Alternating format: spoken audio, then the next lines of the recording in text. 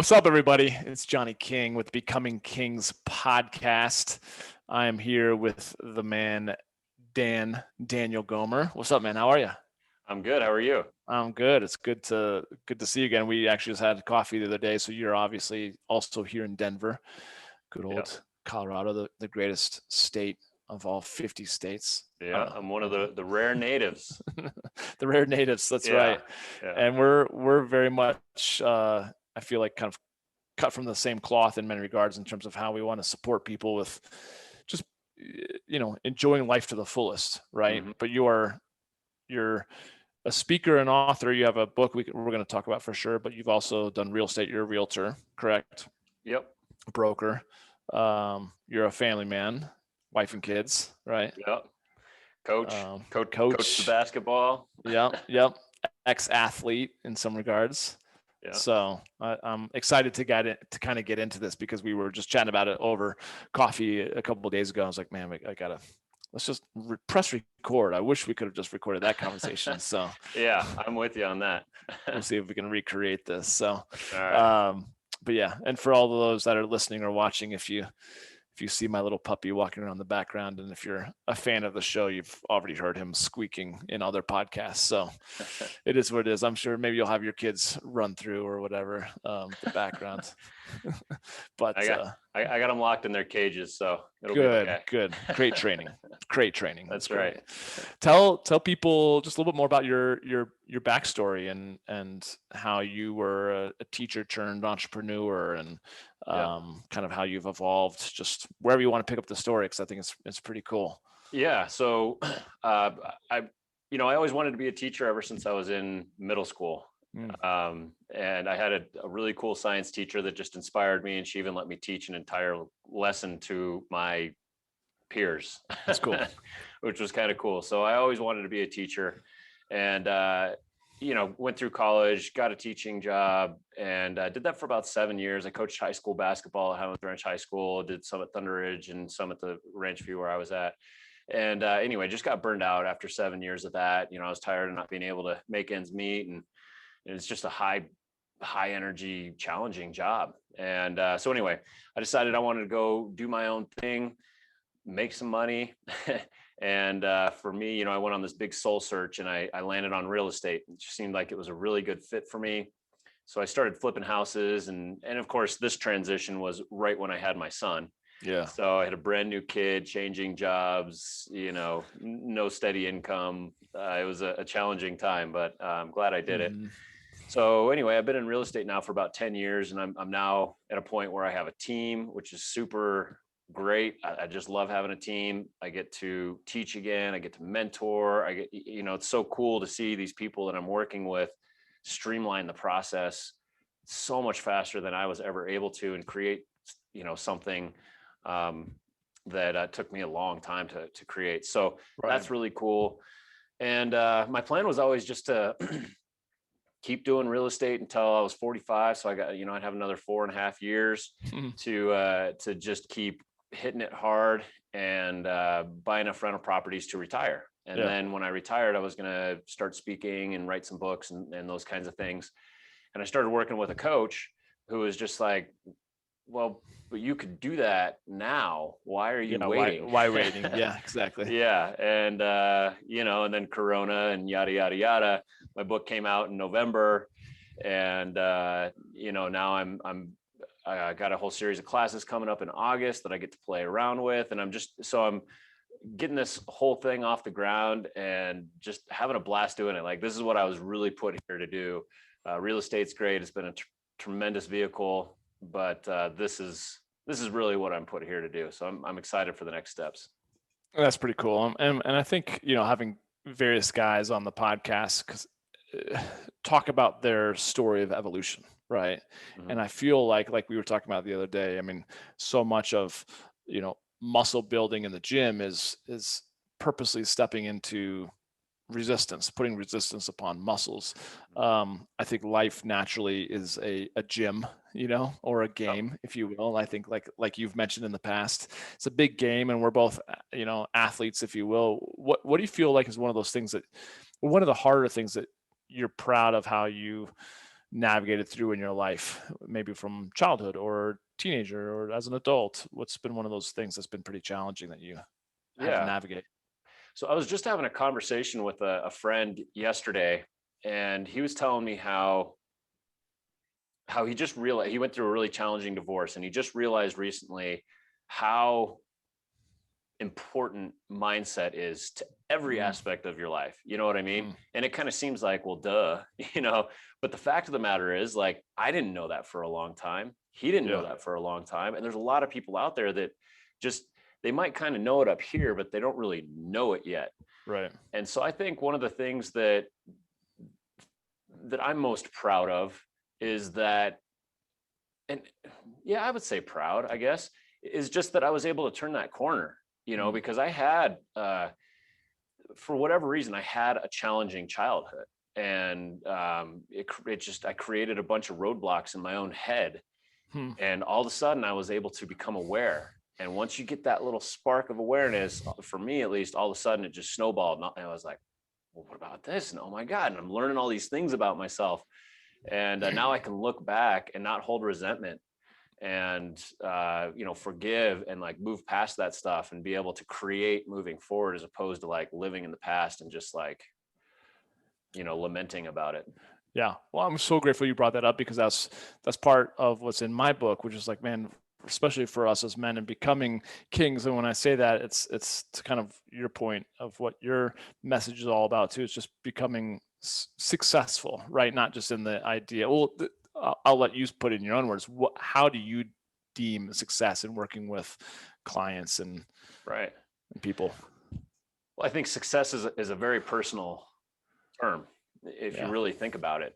yeah. It gets thrown around right now. Success means I made a lot of money, right? Hmm, That's kind of hmm. like, that person's really successful. They just made $100 million. And it's like, yeah, but what did they sacrifice for that? You know, I Mm, mean, let's take that back a couple steps. Like, what does success really look like?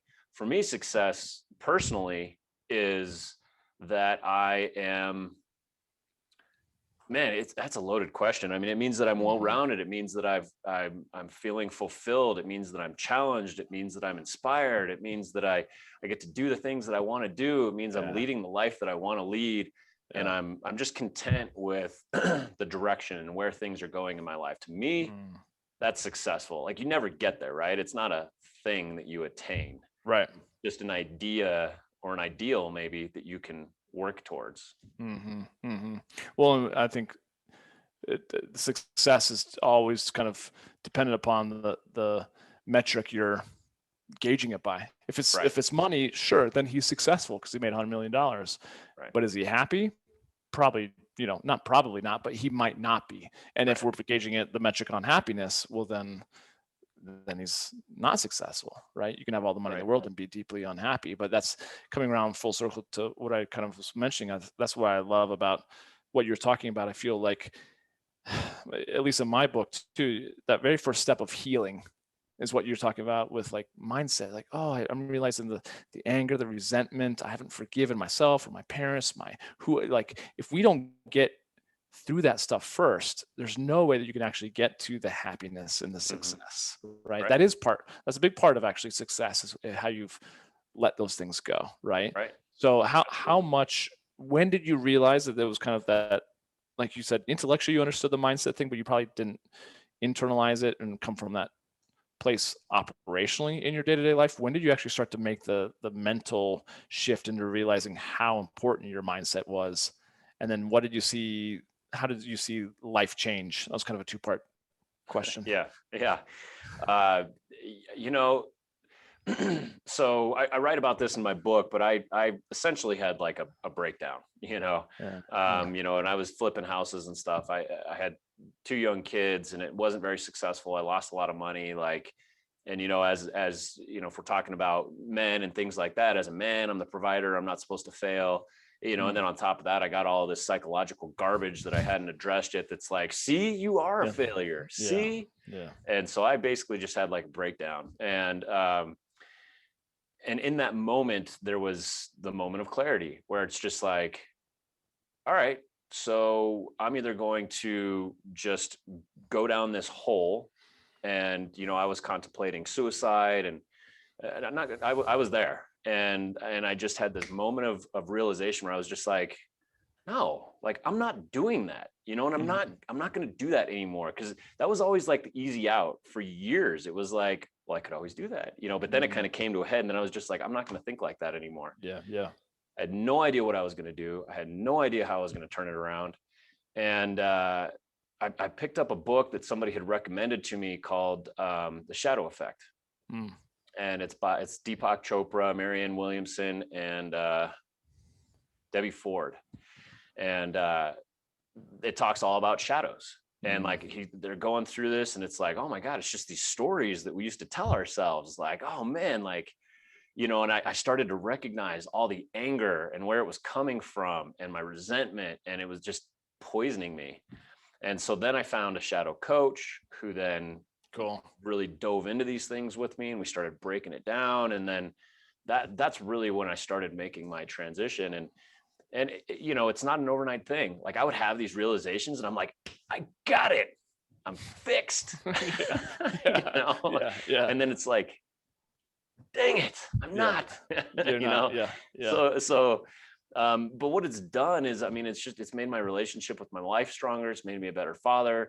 It's made me more fulfilled in my life. It's given me the courage to be able to transition into another new career when I had something that was paying the bills and doing great.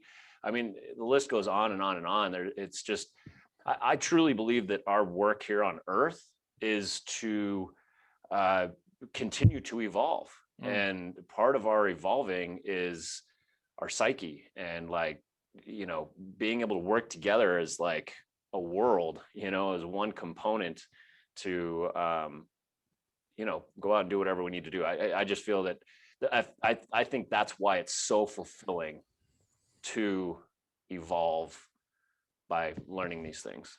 Amen. I mean, it's very similar to the journey of becoming a better athlete, right? I just always loved, I loved season as well. I didn't love it just as much. I was going to say I love the off season sometimes just as much as the on season, because I was like, I know where my weaknesses are from previous season, and I'm going to hammer those, right? And really make those now strengths. And that's kind of like still what we were talking about over coffee. That the game of life is like, if you have that sounding board amongst men or amongst a coach or with your spouse or however you're getting that feedback, be like, okay, not to only be focusing on your strengths or only be focusing on your weaknesses. It's to work on both, right? But I wanted to talk a little bit more about your book. And for those of you that are watching this versus listening, why don't you hold up your book, and then you can also say what it's all about. Bam. So it is. It's called "I'm Full of It and So Are You. Let's Change the World Together." I love it. The whole concept behind it. Once you go, you started getting into a little bit, but so the basis of the book is that by becoming aware of who we are and where we come from, our stories, right? The more that we become aware of those, the more that we can take back control of them. And when we're able to do that, then we're able to like intentionally create the life that we want, as opposed to just kind of running through life like a bull in a china shop, right? We get to take back control and be intentional about what we're doing, but we can't do that until we bring awareness to who we are. And so that's really what the essence of the book is. And so the part of it that says "I'm full of it and so are you," what I'm saying is that we're all full of everything we need. We have all the answers within us already to create the life that we want. And so it's just a matter of digging and finding those answers. And the second part, let's change the world together. The fact is, when you walk down the street and you look at someone or wave at someone, or these little tiny things impact the world that we do all day that we're completely unaware of. So we are world changers. There's no denying that.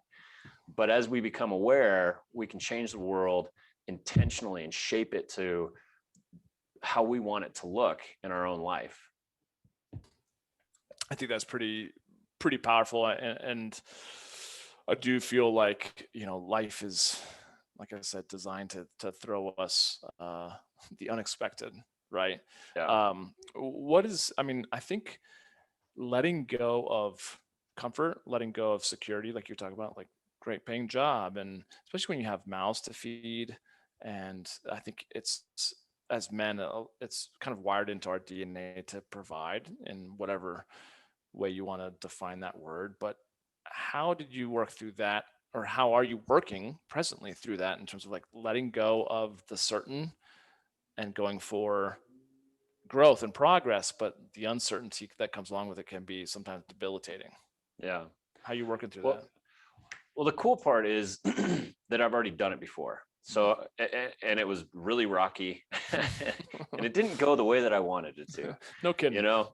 So the good news is that I have a little bit of experience, and so that always helps, right? Yeah. And so I think you and I were talking about the other day at lunch about just taking tiny little steps. It's kind of like, just, you want to start a business, just go do this first, open a bank account, come up with a name, right? And it's like you just kind of do these little tiny steps. And so with this transition, I've been much more, and the other one I just jumped. In this one, I've been very much more calculated, First I do this, then I do this, then I do this, then I do this. And so now I'm at a point where I'm able to really transition into the writing and speaking, and start to kind of delegate more on the team side. But that's a 1.5 year transition. It takes a long time to be able to do something like that. So I think part of it is the planning piece, and just my mental state is just so much stronger now. I'm more confident, to the point where it's like, listen, I might fail and I'm okay with that. What's the worst that could happen? I look at that and I'm like, I can survive that.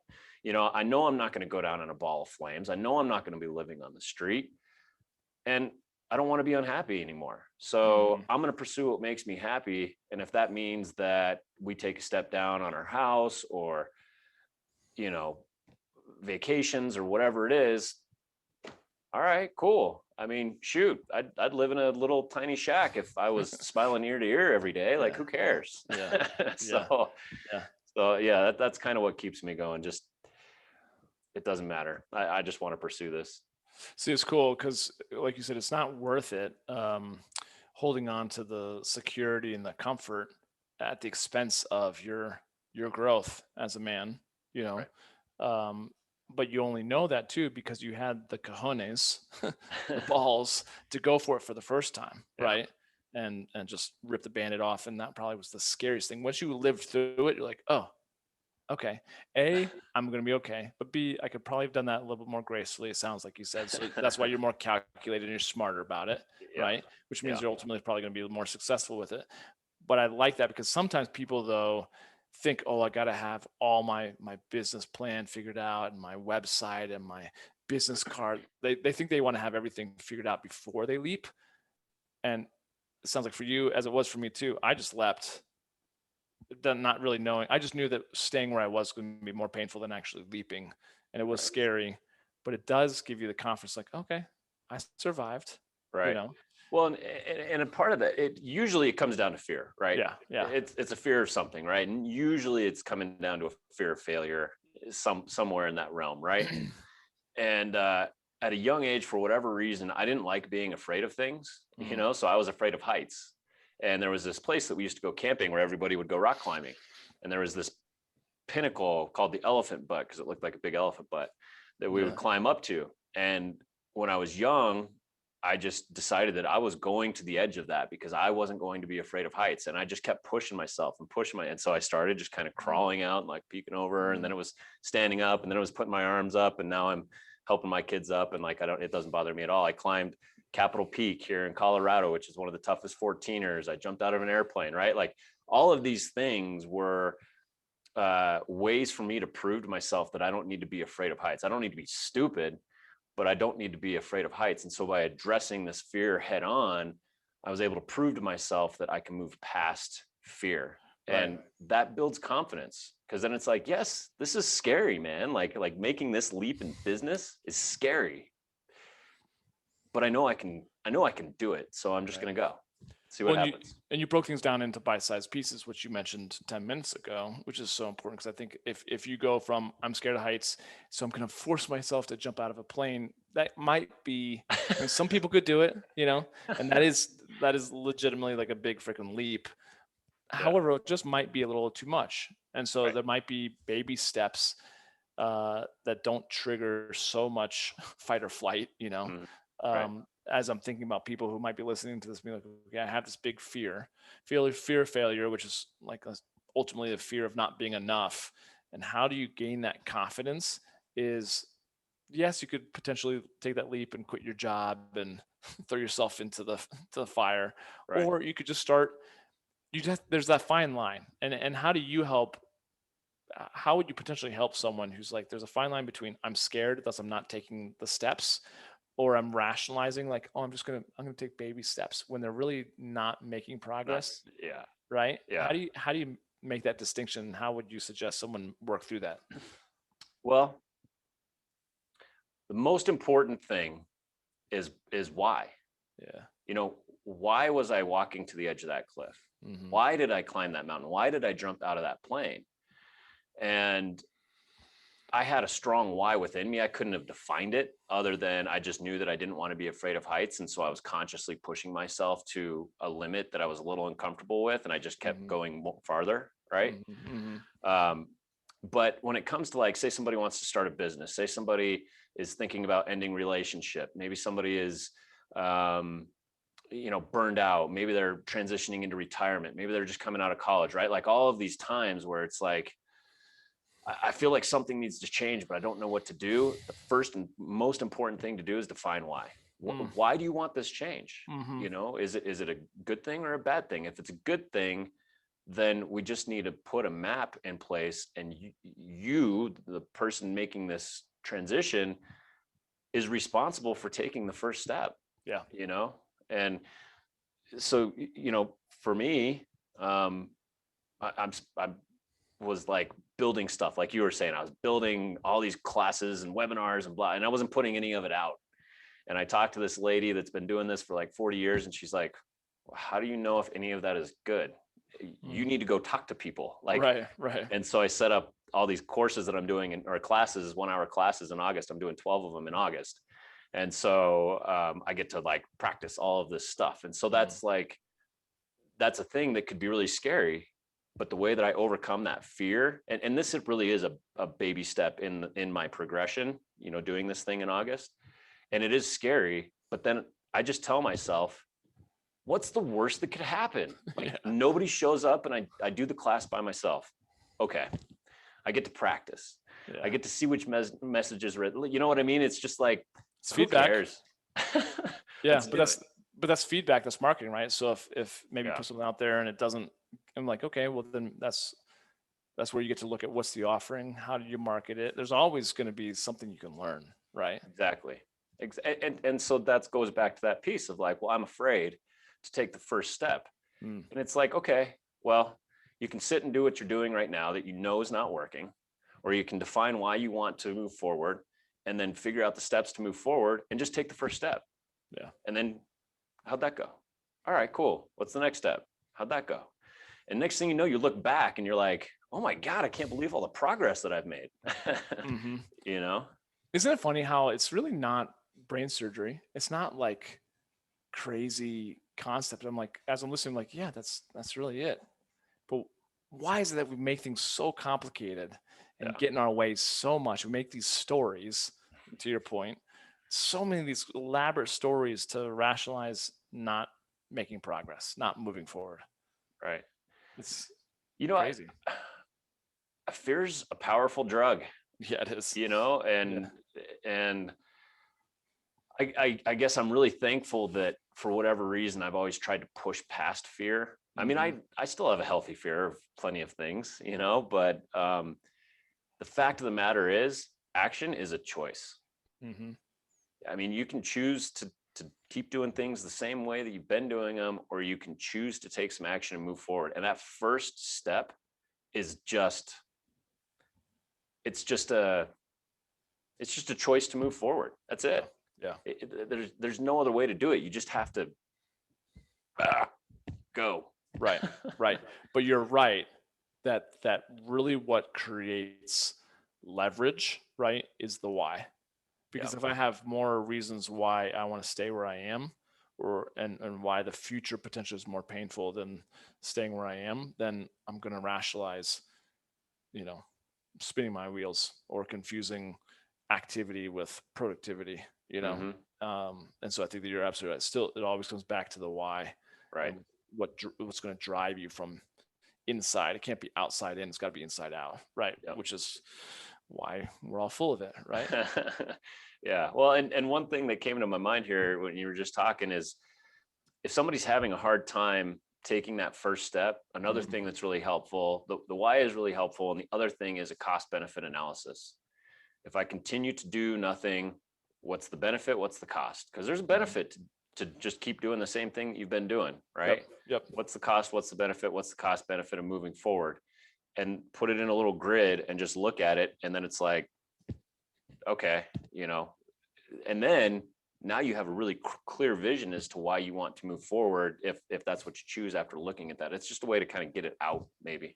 Well, and that's probably something you could certainly help someone listening to this, right? If they reached out to you and they said like, okay, I again intellectually get the concept you're talking about, but how could you help me set up the cost analysis? Because I feel like sometimes as listeners, whatever, we're like, okay, we see something on social media, that's an interesting idea, but then I'll never actually follow through with it, But if I had the tool, they'd be like, okay. And I think that's why coaching has been so helpful to me with coaches coaching me, is because they've given me the tools. Because I'm like, oh, that makes sense, but then life doesn't change, Right. because I don't take any action, right? So that could be, obviously something that I'm sure you could do, support people with. Ironically enough, that's the topic of the first class that I'm doing in August. Oh, really? So, really? Yeah. Cost analysis? Yeah, it's called how to move forward when you don't feel like it, or how to take action when you don't feel like it, or something like that. Well, I've thought the same type of thing.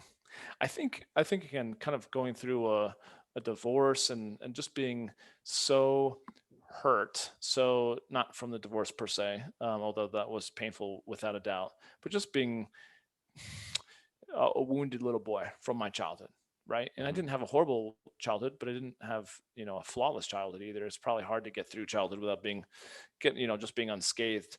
But I do feel like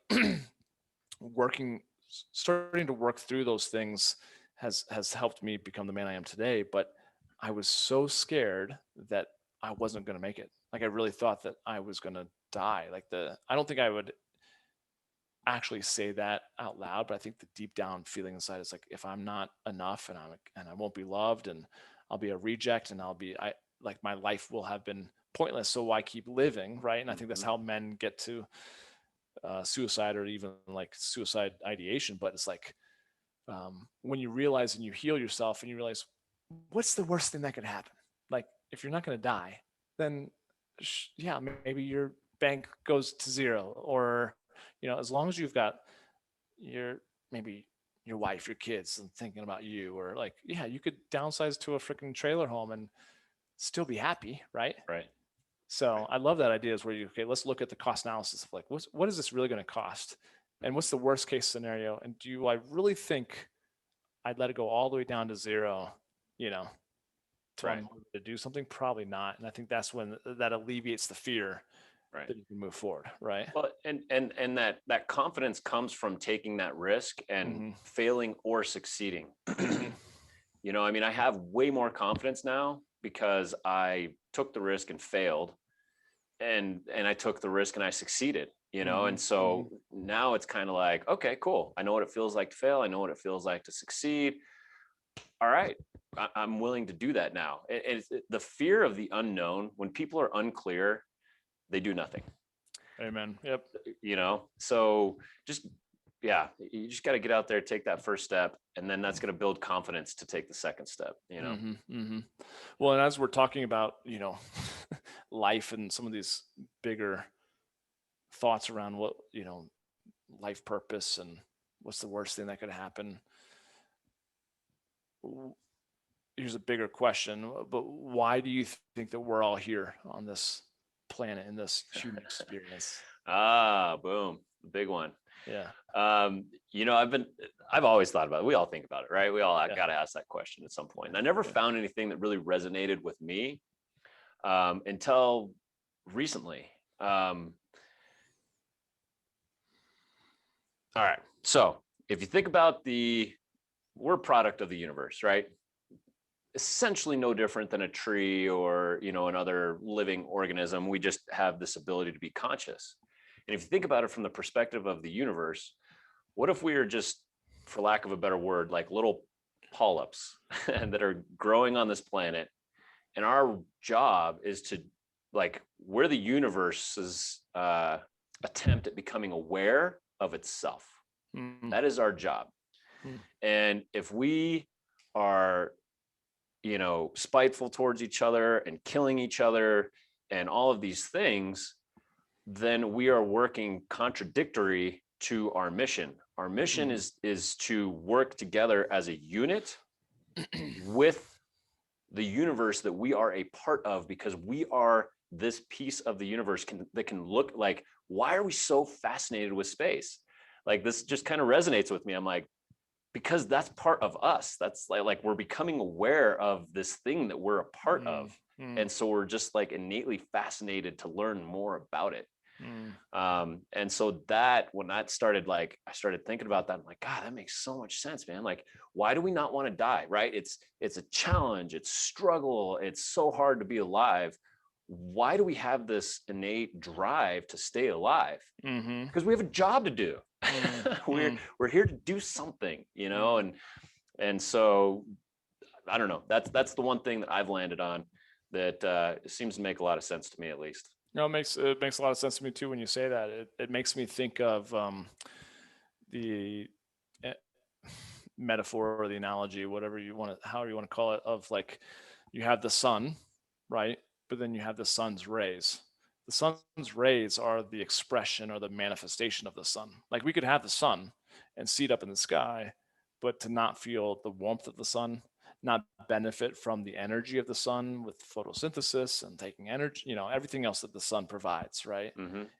To that point, like you're saying, if we were just little polyps, like if the sun was shining, but then you had all these rays that were attacking each other, and you'd be like, what? Right. The purpose of the sun's rays is to the like one there's one in the same, it's not one in the same, but it's like this, there'd be no reason for the sun to exist if it weren't for the expression Right. of the sun's rays, right? And vice versa. Right. And that just made me think of, like, you're absolutely right. Like, we all have a purpose. That's why we're here, and that's why we fight to express our true nature beyond that of limiting beliefs. Because it's the limiting beliefs, it's the fears, all those things that we fucking make up in our head, right? That are all lies that keep us from fully expressing and shining, right? Absolutely. And Absolutely. it makes me Yeah. think of that, because I'm like, yes, I get charged up about that, because I feel like I've been fighting so hard to get rid of all of the childhood stories and all the bullshit, so that I can really be on purpose. And that's why I think you do this, exactly what you're being drawn to do, the same thing that you're doing, and same, just like to help other people, because it also helps me hold me accountable to doing Right. the same, right? Yeah. So I think that's really powerful. Well, if you look at like, why is there so much intrinsic value in helping other people, right? Why Hmm. do we feel so good when we hold the door open for a stranger and they say thank you, or somebody waves at you in the car when you let them in, or Hmm. when we try to help a buddy who's hurting, or we write a book, or we coach people to try and make the world a better place. Like, why is that so rewarding? Hmm. And the only thing that I can come up with is because it's in our innate nature to evolve forward, and we Hmm. can't do it alone. Hmm. We do it together. And the more that Hmm. we bring people together and we ideate together so that we are evolving and learning and growing and doing our work together, the more fulfilled we feel. Hmm. Hmm. You know? I feel like if we're talking fulfillment, we're talking success, we're talking happiness. I agree. I feel like so many people are just kind of messing up, muddying the waters around those type of topics. Like, what brings happiness? Would bring, $100 million or a mansion or a Lamborghini. It's like, really? Does that, how long does this, iPhone bring happiness for me? Like 24 hours, maybe 48 hours, and then it's just my phone, right? Right. I really do feel like that happiness for me is built upon progress. Like you said, evolving. Because if I'm not progressing in a job or a relationship or in my health or my spirituality, in my income, like then I start to really get frustrated. And I think Mm-hmm. people who are attracted to what you've been talking about, people who are going to show up for your classes, people who are listening to this podcast, are those type of people who are like us, who are like, if they're not growing, then they're not happy. Well, Right. but I think that's everybody, Yeah. right? Yeah. Oh, I I agree. mean, I think it's human nature, but I don't think yeah, everyone actually tunes into that. yeah, absolutely, Yeah. Yeah. absolutely. Yeah.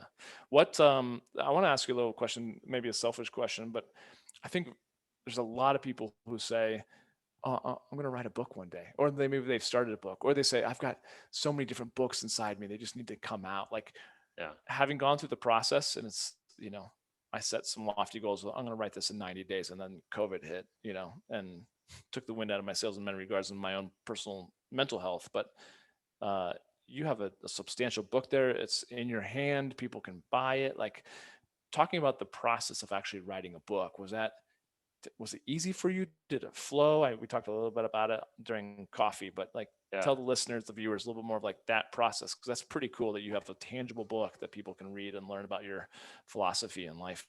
Yeah. I mean, if you would have asked me when I was, you know, 13 and failing every English class I ever took, if I was going to write a book, I'd be like, are you crazy? Yeah.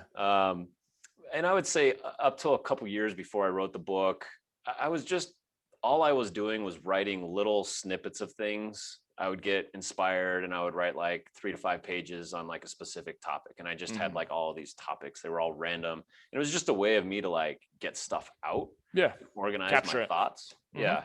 And I was like, I don't know, maybe someday I'll write a book. And one day I was just sitting down in my basement and I was meditating. And all of a sudden, the idea for this book just popped into my mind. Like the whole, call it the table of contents, essentially just popped into my mind. And I was like, oh man, okay. I went up and I wrote all that down and then I just kind of expanded it. And it was, once again, the first step was, I wouldn't even say it was that intentional. Like I kind of was like, yeah, that'd be cool to write a book, So I kind of had it there, but that was about it. But as soon as that idea popped into my head, Yeah. I wrote the table of contents. And then I looked at that and I was like, okay, how the hell am I going to turn this into a book? And then it's like sub ideas. And then it's like, okay, now what am I going to do? I'm going to pick one topic and I'm just going to write on that.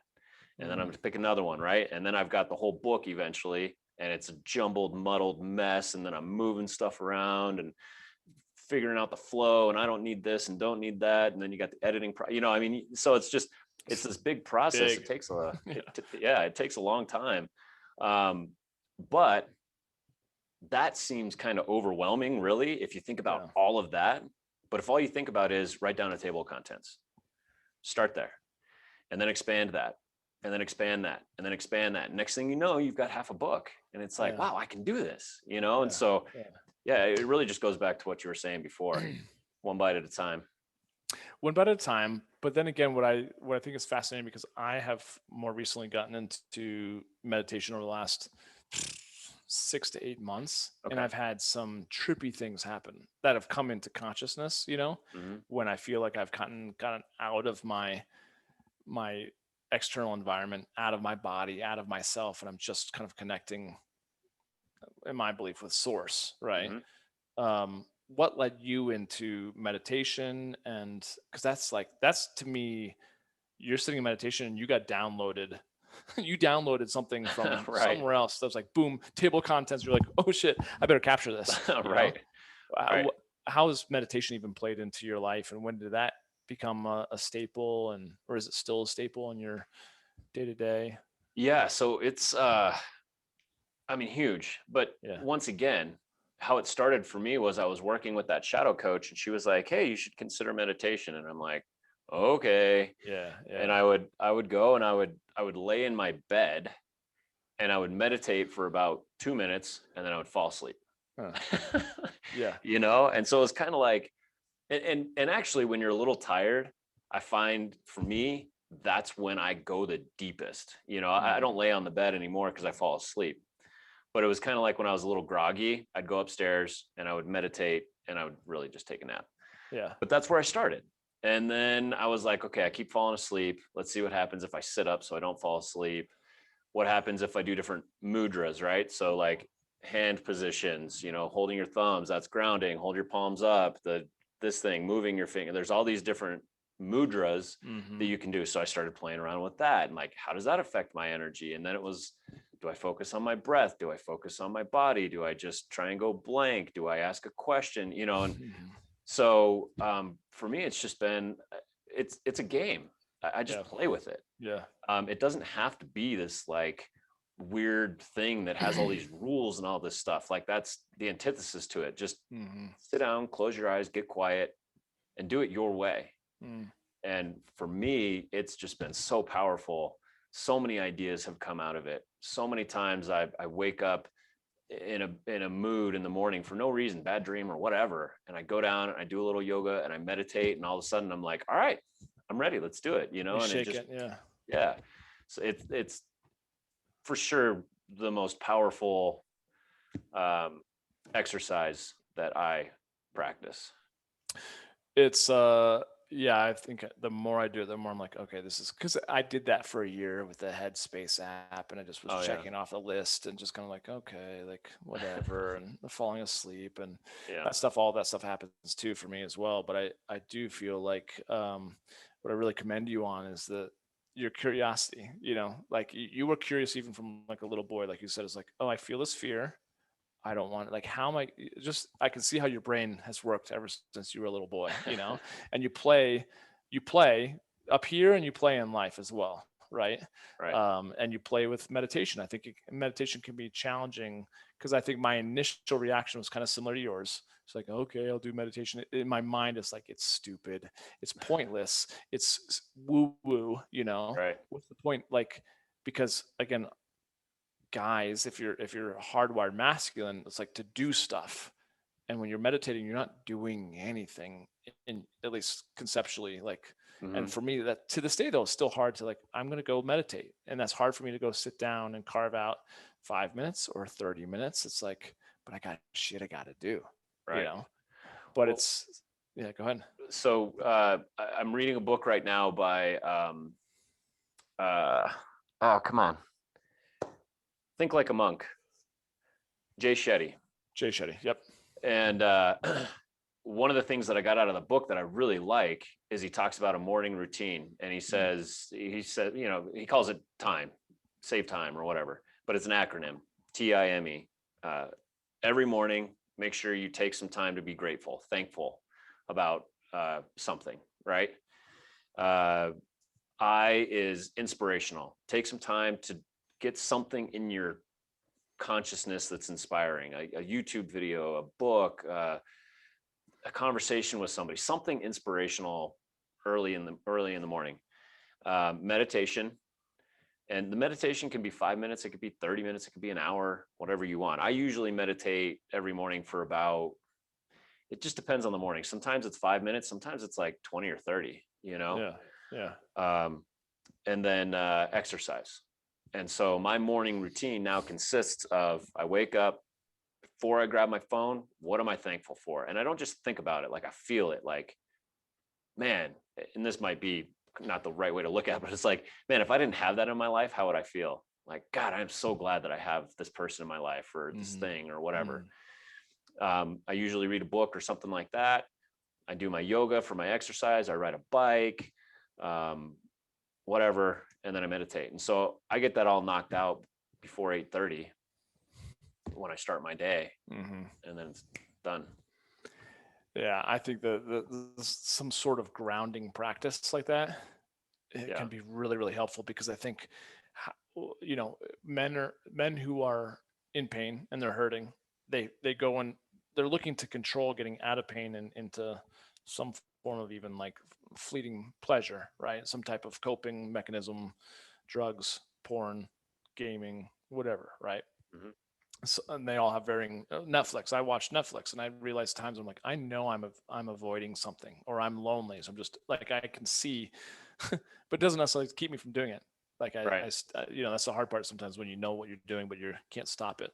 Mm. But I do feel like meditation is one of those things where, and even just like a good solid morning routine, can help ground you, like you said, to shake whatever energy you've got, change your emotional state so that you can then have just greater like intention throughout the day, you know? Yeah. And do you go about that? I mean, do you have a way that you go about like planning your days so that you're on point? Or do you do that during meditation? Do you do it the night before? How do you go about like staying Yeah. productive?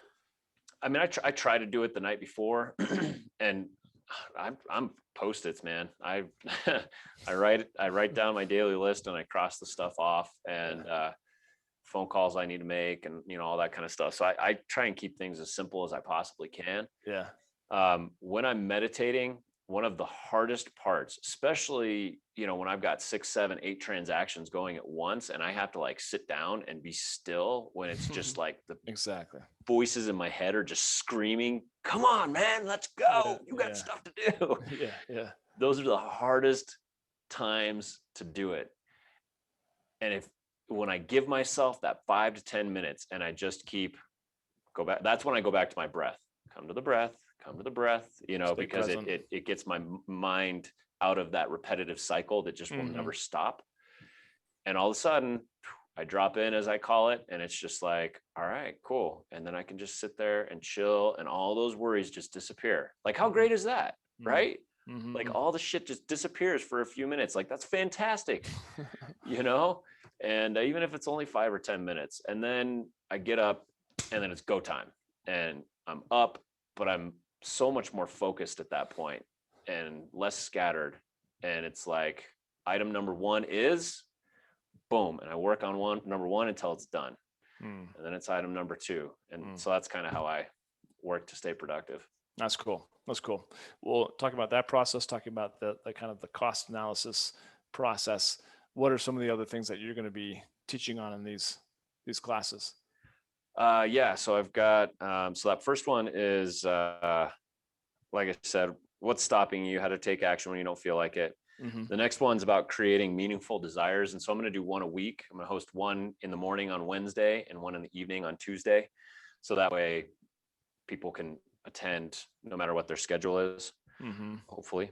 So the next one is about creating meaningful desires. What do you really want?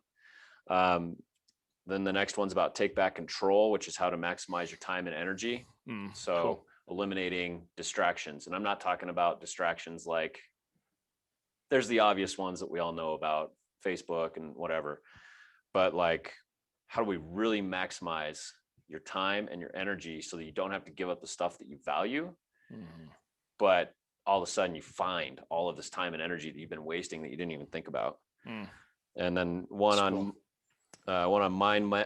money, mindset, and fear, how to make them work for you. And then the last one is be a fantastic failure.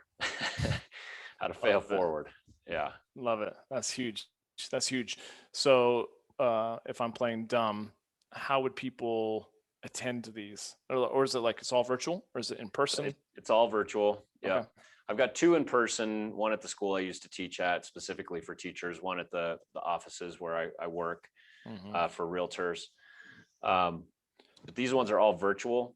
And if you go to my website, dangomer.com, there's an events tab, and they'll be posted up in there. Okay. And by the time, I should have links and everything. If they're not up there when you look, check back. They'll be up there soon. Okay. Yeah. dangomer.com, right? Yep. And if people want to buy your book, can they go there and same website and find it, or is it on Amazon? Yep. How do they find your book? Yeah, they can find it there, but it's on Amazon.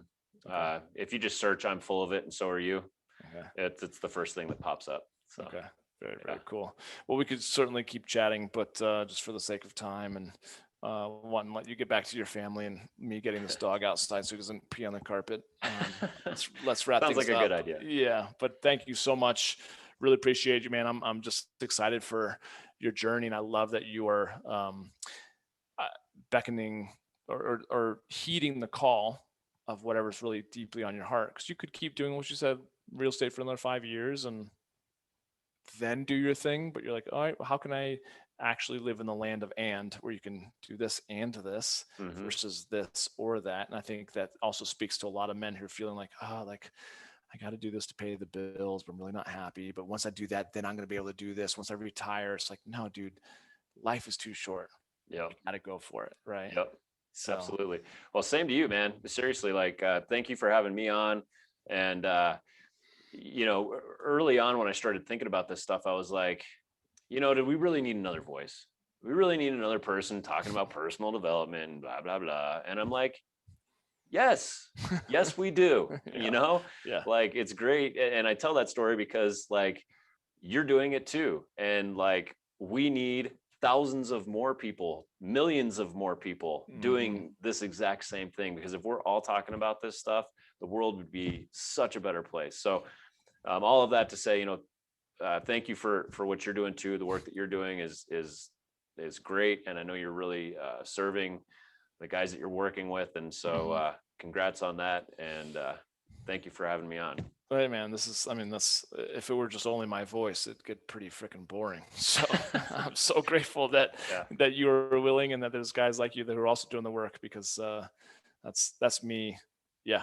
Letting go and letting, whatever you want to call it, divine source, just provide solutions to whatever guy listens to you and connects with you. That's my hope. So absolutely awesome. Yeah. Thank you so much for you guys. Thanks for tuning in. Like I said, go check out Dan Gomer. That's where his dangomer.com. That's where his events are. That's where you can find out more about his book, his coaching. You can certainly find his book on Amazon. And yeah, feel free to reach out to either one of us if you have questions, or if you're in Denver, I'm sure you can grab coffee with Dan anytime. Yep. Right. Yeah. Just so you know, I don't have anything about coaching on there, because nothing on the website about coaching yet. So okay. Just a heads up. That's good. That's TBD. That's coming. That's exactly. A lot of good stuff. And I love it. You're putting yourself out there, even while you're still in development of all the things. You've got a book and you're doing classes. It's just, you're taking action. I think it's commendable. So thank you. Thanks for being here, man. For sure. Yep, no problem. Thanks, guys. Thanks for listening to another episode of the Becoming Kings podcast. I'm Johnny King. Have an amazing day. We'll catch up soon. Later. See ya.